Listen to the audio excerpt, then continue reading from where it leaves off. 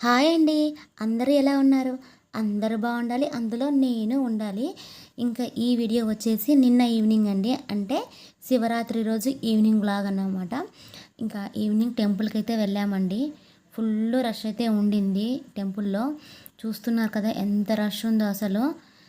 నిలబడడానికి కూడా ఖాళీ లేదు, అంత ఫుల్ రష్ అయితే ఉందండి. ఇంకా ఎలా అయితే మేమైతే దర్శనం అయితే చేసుకున్నాము. ఆ శివయ్యని కళ్ళారా చూసుకున్నాను అన్నమాట శివరాత్రి రోజు. అదేంటో తెలియదు కానీ నార్మల్ డేస్లో వెళ్ళినప్పటికన్నా ఇలా ఫెస్టివల్స్ రోజులో వెళ్ళినప్పుడు ఇంకా ఎక్కువ హ్యాపీనెస్ అయితే అనిపిస్తూ ఉంటుంది. ఇంకా అక్కడే పక్కనే ఉన్న వీరభద్రస్వామి టెంపుల్లో కూడా వెళ్ళామండి దర్శనం చేసుకోవడానికి. నాకు చాలా చాలా ఇష్టం వీరభద్రస్వామి అన్నా కూడా, ఎందుకంటే మా ఇంటి దేవుడు అనమాట వీరభద్రస్వామి. ఇంకా ఆయన్ని దర్శనం చేసుకోకుండా ఉంటామా చెప్పండి. రెండు పక్క పక్కనే ఉంటాయండి, శివుడు టెంపుల్ వీరభద్రస్వామి టెంపుల్ రెండు. అందుకే మాకు ఎప్పుడు వచ్చినా సరే ఇద్దరు దేవుళ్ళ దర్శనాలు అయితే అయిపోతూ ఉంటాయి.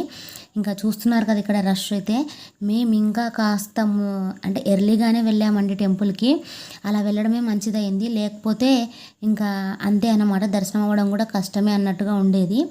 ఇంకా ఎలాగైతేనేముంది దర్శనం చేసుకొని ఇంటికైతే వచ్చేసాము. ఇంక ఇక్కడ ఇవేంటి అని చూస్తున్నారు కదా, ఏం లేదండి, శివుడికి అభిషేకం చేయటానికి నాకు చేతనైనంతగా ఇవన్నీ రెడీ చేసి పెట్టేసుకున్నాను అన్నమాట. నేను అభిషేకము నైటు 12 తర్వాత అయితే చేస్తానండి శివయ్యకి. అదే లింగోద్భవ టైంలో అన్నమాట.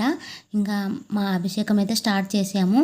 ముందుగా బిల్వపత్రంతో బిల్వపత్రంతో మనం అభిషేకం చేయటం వల్ల ఎన్నో భోగభాగ్యాలు మనకు కలుగుతాయి. తరువాత పొడి విభూతితో అభిషేకం అండి. పొడి విభూతితో అభిషేకం చేయటం వల్ల కోటి రెట్ల ఫలితం అయితే మనకు లభిస్తుందంట. తర్వాత అదే విభూతి జలం అండి. ఆ జలం అంటే వాటర్లో కలిపినామన్నమాట విభూతిని. దాంతో చేయటం వల్ల మహాపాపహరణం అంటండి. మనం చేసిన పాపాలన్నీ తొలగిపోతాయి అన్నమాట. తర్వాత పసుపు జలం అండి ఇది. దీంతో చేయటం వల్ల మంగళప్రదంగా ఉంటుంది. తర్వాత కుంకుమ కలిపిన వాటర్ అండి. ఇలా చేయటం వల్ల సౌభాగ్యం లభిస్తుందన్నమాట. ఇలా వీటన్నిటితో చేసిన తర్వాత మళ్ళీ ఒకసారి మనం వాటర్ వేసి నీట్గా క్లీన్ అయితే చేసి మళ్ళీ స్టార్ట్ చేయాలి. తర్వాత పాలతో అభిషేకం అండి.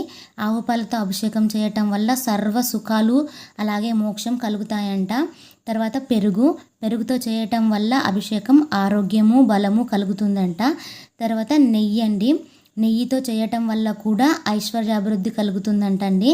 తర్వాత చక్కెరతో మనం అభిషేకం చేయటం వల్ల దుఃఖ నాశనం అంటండి. దుఃఖం అనేది నాశనం అయిపోతుందంట మనకు. అలాగే అరటిపండుతో అభిషేకం చేయటం వల్ల ధాన్యం అనేది సమృద్ధిగా ఉంటుందంటండి, మనకు లభిస్తుందంట. నిజంగా ఒక్కొక్క పదార్థంతో అలా అభిషేకం చేస్తూ ఉంటే మనసుకు ఎంత ఆనందం అంటే నేను అసలు మాటల్లో చెప్పలేనండి. నేను అనుకుంటాను అన్నమాట నేను చెయ్యగలనో లేదో అని, కానీ చేసేస్తూ ఉంటాను. ఇంక ఇక్కడ మీరు చూస్తున్నది వచ్చేసి నారింజ పండుతో తీసిన రసం అండి. నారింజ పండు రసంతో అభిషేకం చేస్తే సద్బుద్ధి కలుగుతుందంటండి. అలాగే దానిమ్మ రసంతో అభిషేకం చేయటం వల్ల శత్రు భయం అయితే తొలగిపోతుందంటండి. దాని తర్వాత మనకు ద్రాక్ష రసం అన్నది సకల కార్యాభివృద్ధిని కలిగిస్తుందంటండి. తర్వాత చెరుకు రసం వల్ల కూడా మనకు ధనవృద్ధి అన్నది కలుగుతుందంట. ఇంకా బెల్లం కలిపిన వాటర్తో చేయటం వల్ల జ్ఞానం పెరుగుతుందంటండి. తర్వాత టెంకాయ పాలండి, ఇవి కొబ్బరి నీళ్ళు, దానివల్ల సర్వ సంపదలు వృద్ధి చెందుతాయంట. ఇంకా అవన్నీ అయిపోయిన తర్వాత ఇక్కడ గంగాజలంతో అయితే అభిషేకం చేస్తున్నామండి. ఈ గంగాజలంతో అభిషేకం చేయటం వల్ల సర్వ సమృద్ధి సర్వ సంపదల ప్రాప్తి కలుగుతుందంటండి. ఇక్కడ నాకు పువ్వులతో అభిషేకం చేసిన క్లిప్ అయితే మిస్ అయిందండి.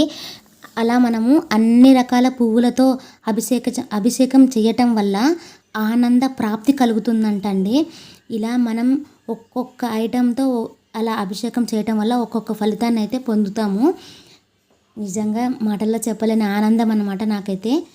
మీరైతే వీడియోకి ఒక చిన్న లైక్ చేయండి అబ్బా. అలాగే కొత్తగా చూస్తున్నట్లయితే సబ్స్క్రైబ్ కూడా చేసుకోండి.